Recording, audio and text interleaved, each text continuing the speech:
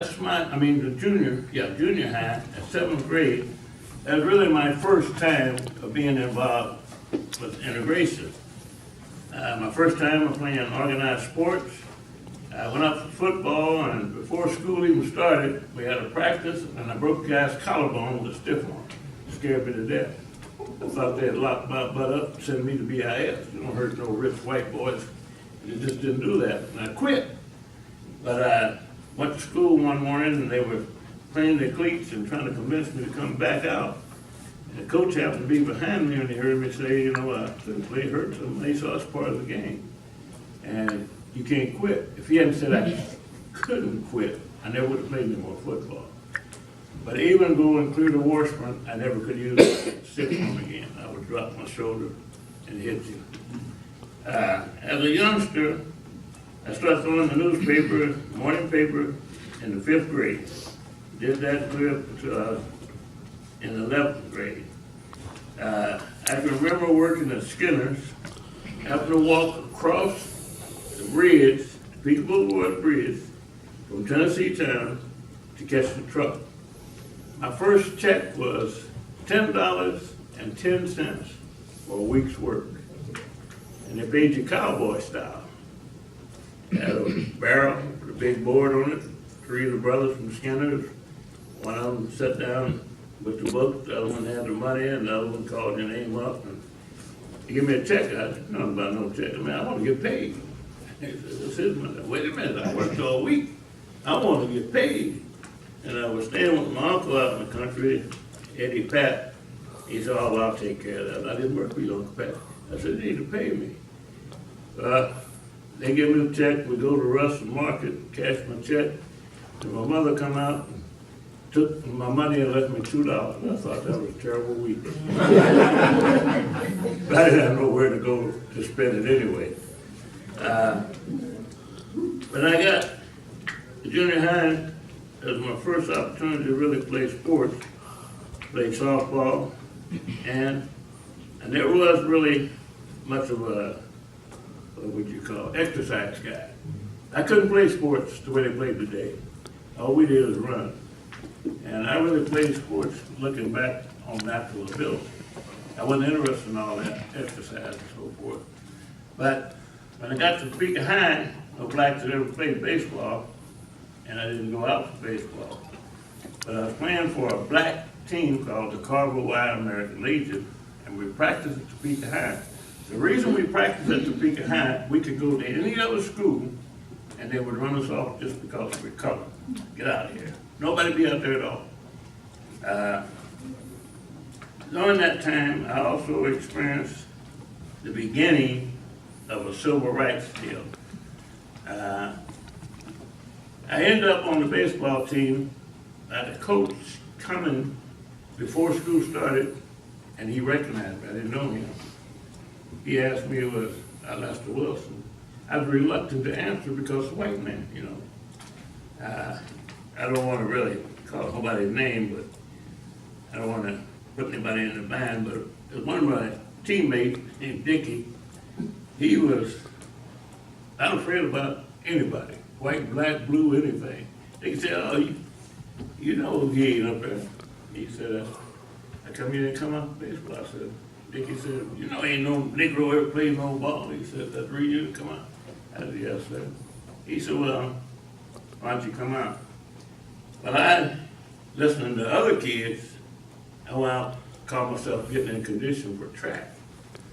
And when I was doing the track, I was a head varsity coach, used me as an example of how to float the curve on the 440. He didn't know I was tired. I was just trying to get in. He thought I was doing an outstanding job. And then he found out that I was going for baseball. He came and confronted me in class. Didn't ask the teacher nothing, anything. Told me point blank, you cannot go out for that baseball. You can't make it. And we can use it in a track. I said, well, I'm on a track. The thing that I realized in baseball, being the only one by myself, I realized when we went out of town that we are odd number, so I elected to have room by myself. I know if I went to any town and there wasn't a black man running the elevator shining shoes, there were no blacks in that town. Now, I never was afraid, but I was concerned. I weighed 210 pounds, and if I went into a town, and I always recognized people checking me, you know. The good thing for me, I guess, in that sense, is my complexion. We wore long sleeve shirts, and I had a glove on one hand and an open hand and a hat. You could see people. I could see what I am. And I was the cleanup batter, which is, I don't know if people understand, but I was considered the best batter on the team. But to be on that team, you had to really, in my mind, play hard, because it would be a rich white kid's son. So in that sense, I learned to even catch that ball barehanded. And I always would dig in, you know, and really contest the pitcher. I got hit a lot, I got walked a lot. And you couldn't talk bad to the umpire. You know, I remember one time looking at him, called a bad strike. He said, "You learn to hit that ball, you don't have to worry about me." I learned to hit the ball. Up, down, and everything else. The amazing thing to me about my sports career was no coach ever called me to the side individually to tell me anything. It's told me, "Lester, you're gonna start." You know, I played my whole career thinking that the play was Drew and to run that way to do that. I didn't realize that after I went across the line of scrimmage, I could run any kind of way. But I was still able in football to make the all-conference. I wasn't a hot dog because I realized I was fortunate to be able to play. I didn't know I'd made all-conference till I was grown, showing my scrapbook to somebody else. I thought I'd made all-city, and I realized the other guys from other towns, parts of the state, were on that team. Basically, the segregation part to me, really what helped me to learn to talk. Kansas Avenue was the main area when I come along. There were no malls. I could go down Kansas Avenue, I was in the paper quite a bit, and a white man would recognize me and go to talk to me, and then realize he was talking to a Negro, and just cut it off just like that. The first time that happened to me, it really upset me. And then I realized, well, it don't make no difference, just keep on talking. I realized, again, doing my part. And that's the way I really approach that. Really, I got an offer to play with the White Sox, but you didn't go down south in those days when you had family and friends. And so I didn't go. I got another offer with the Giants and Sanford, Florida. I never heard anybody talk about Sanford, Florida until that kid got killed. I used to wonder if that's where I really went. It was so long ago. I was working at Goodyear. Goodyear didn't want me to go, and I had 2 weeks vacation, and I needed 2 weeks without vacation to go. They turned me down. And I go back to my area, the union steward, who was a white guy, asked me what I was doing. I said, "They won't let me go." He went to curse and curse. "Come on, let's go." It scared me. I thought, well, man, he's gonna get us both fired. He goes back up there and he talked to them officials so bad that I don't know why they didn't fire him, but I go. But the reason I didn't go and play, they expected me to be in the majors in a year, but I didn't know what I would do in the off season, so I didn't do that. My dad was really my main mentor. I found out when I was grown, my dad went to all my games and everything, but I found out when I was grown, my dad didn't even understand the game. I took him to an hour ball game here at Topeka, and the guy hit a home run, and he said, "Oh, he made a touchdown." All these years he's been going to my games, he didn't even know. And it didn't embarrass him. And of course, everybody around him, you know, wanted to explain to the game. But he was a guy that was always concerned about me understanding what I should do in life. I bought a car from my dad at 15. I got a full-time job at Topeka Daily Capital as a janitor.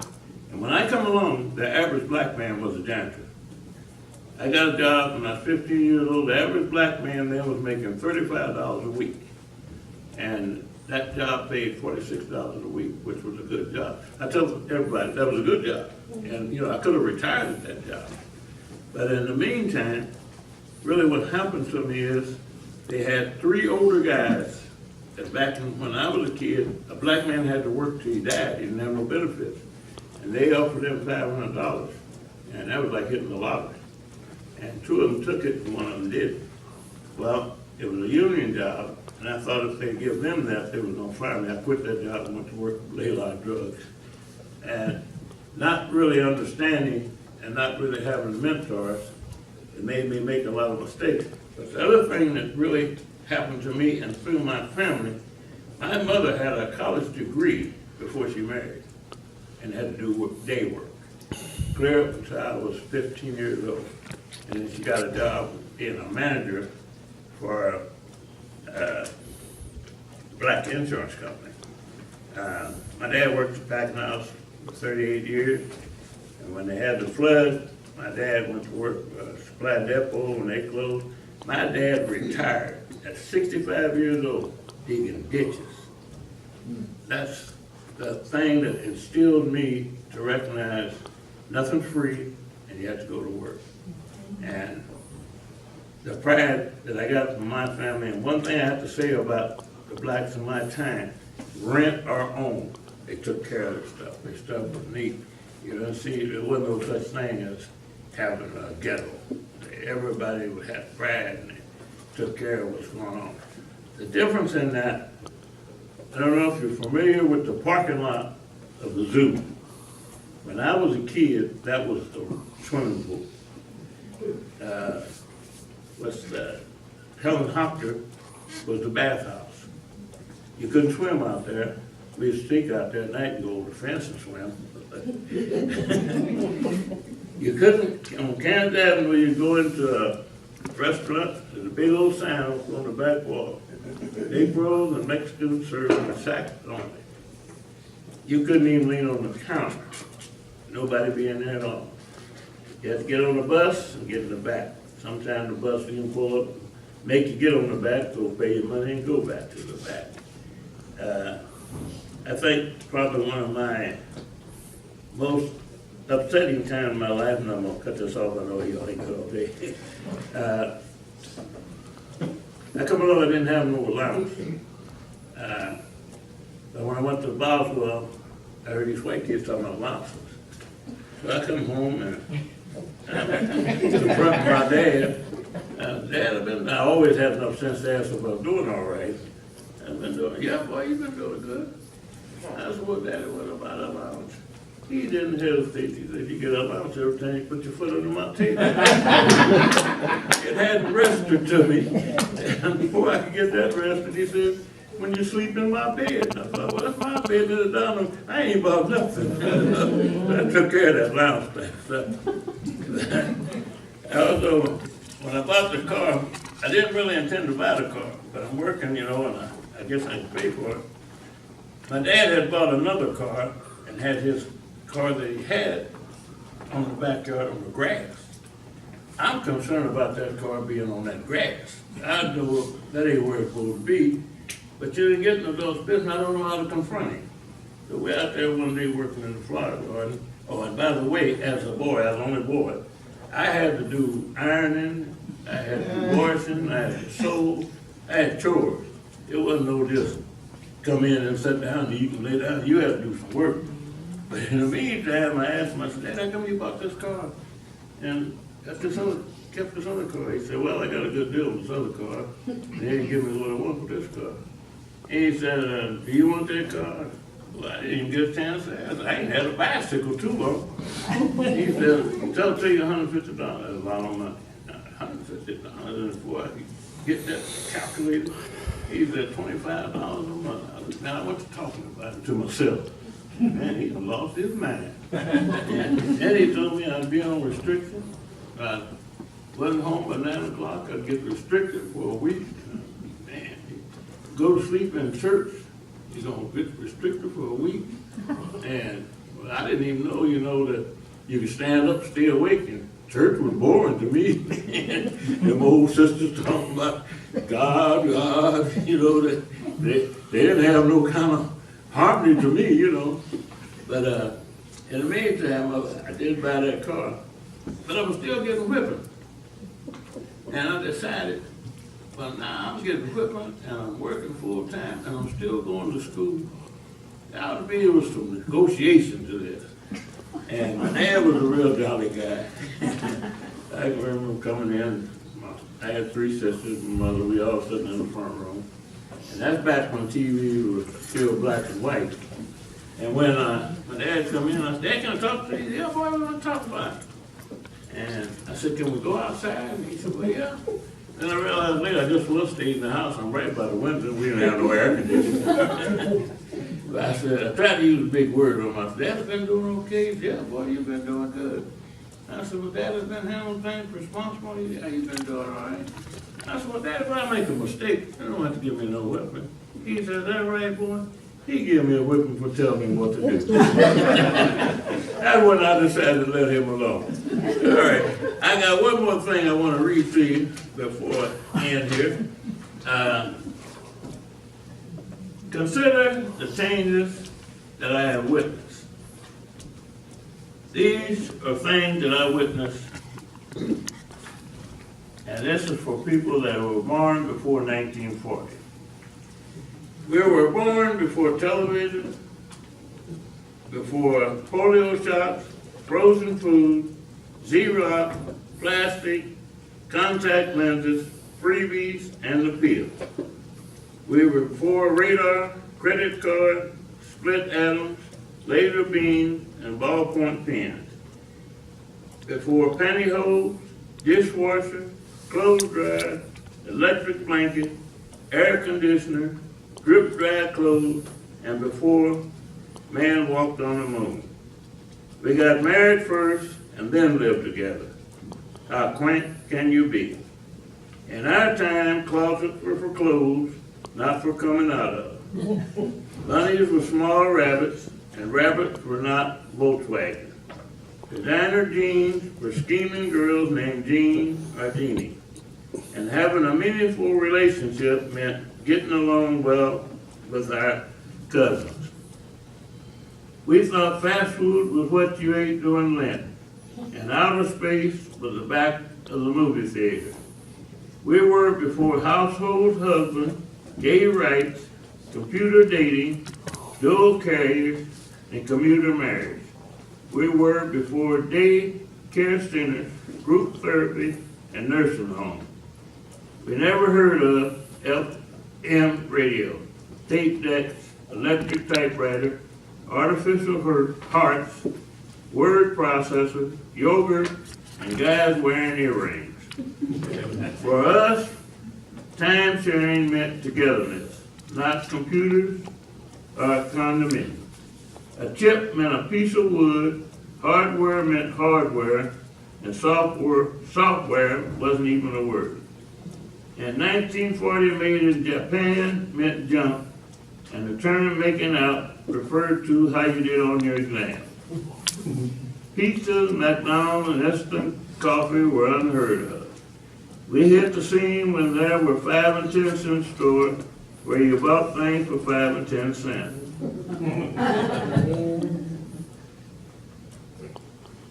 You could get ice cream cones for a nickel or a dime. For 1 nickel, you could ride a streetcar, make a phone call, buy a Pepsi, or enough stamps to mail 1 letter and 2 postcards. You could buy a new Chevy Coupe for $600, but who could afford it? A pity too, because gas was 11 cents a gallon. In our day, cigarette smoking was fashionable, grass was mowed, Coke was a cold drink, and pot was something you cooked in. Rock music was grandma's lullaby, aides were helpers in the principal office, and rubbers were rain boots. We were certainly not before the difference between sexes was discovered, but we were surely before the sex change. We made do with what we had. We were the last generation that was so dumb as to think you needed a husband to have a baby. No wonder we're so confused, and there's such a generation gap today. But we survived. What better reason to celebrate? This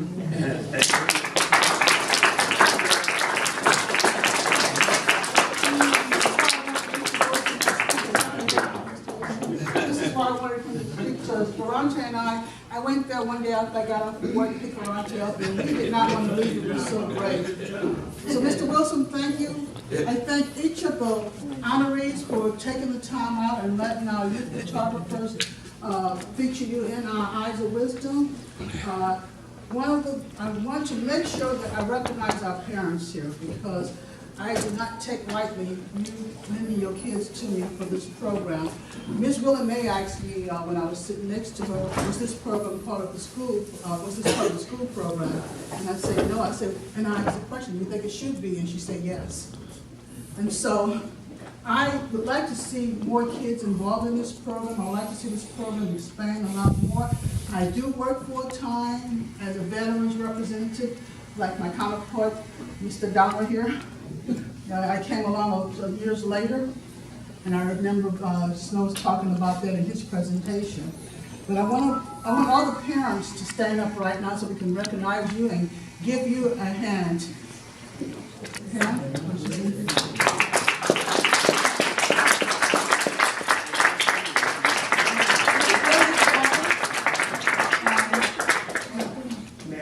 Nay? Okay, Lily's grandmother.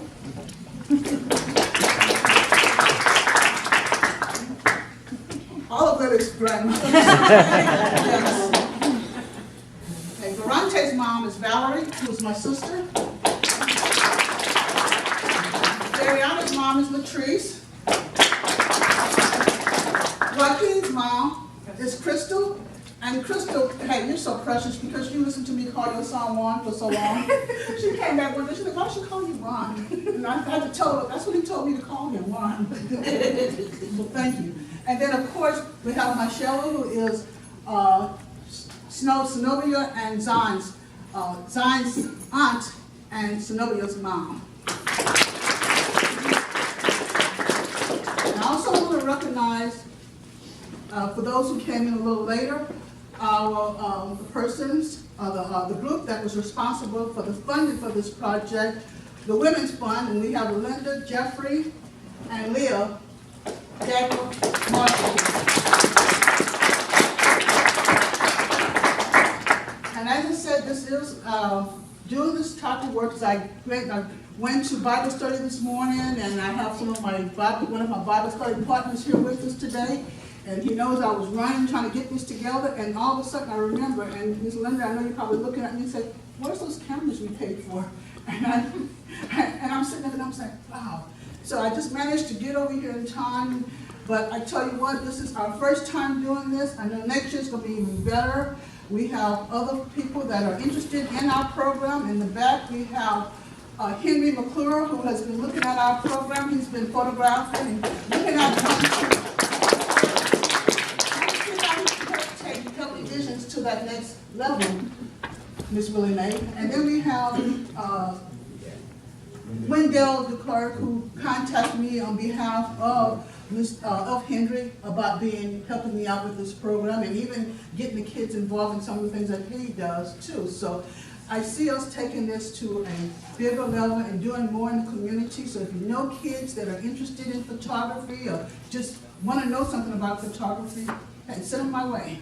When we were coming off the train on Sunday morning, or Monday morning, there was a lady that was getting off the train with her granddaughter, took my card because she liked the idea and she saw what I was doing. Because it's not about just our kids. Yes, I do take them on yearly trips like Zion and Zenobia say, but we also train them in photography. The kids get a chance to take pictures.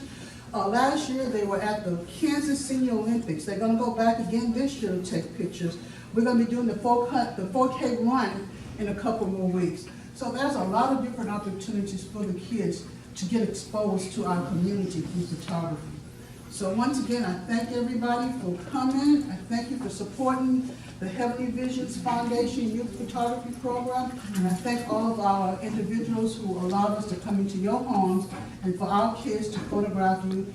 And so at this time, please come by and take a look at the photo books, and I have, if anybody want to order photo books, I've got order forms here that I can give to you. And at this part, that ends our program. Unless anyone else want to say something? Because I know I gave Mr. Wilson the opportunity, but maybe some of our other honorees want to say something. If you want to, I have cards too, yes ma'am. So I want to make sure that you have my card also. But if anybody else wants to say anything, hey, the floor is open for you to do so at this time. And I know that I'm trying to appreciate your time. And thank you, Mr. Wilson, because Mr. Wilson told me that he could be very long-winded, but you did a great job.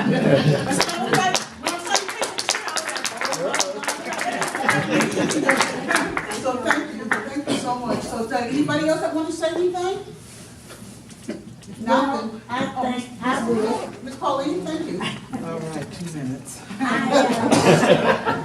I will stay just 2 minutes. I'm going to Kansas City to a football game. My grandson playing football. But I would really like to say thank you so much for this. And I didn't ever think about it. I would have looked for my other one to let them see what the first book was like. It was just real good. But I want to just say this. I'm 90 years old. I don't know how to hold a camera. I'm going to have to join. You know, I've heard people say, we didn't even have a picture. We did so-and-so, didn't have a picture. And I think when you do something, anything you do, have a picture. And he was talking about the color, different colors. We don't know what color God is. And we shouldn't say things like that. But I do volunteer work at Let's Help every day. And this man came in the door on crutches. You gotta stand in line and go around the wall and get your dinner. Well, how can a man on crutches carry a plaque? So I went up and I asked him, I said, why don't you find your seat? I'll get a plate for you. And somebody told me, why are you doing it for him? We gotta stand in line.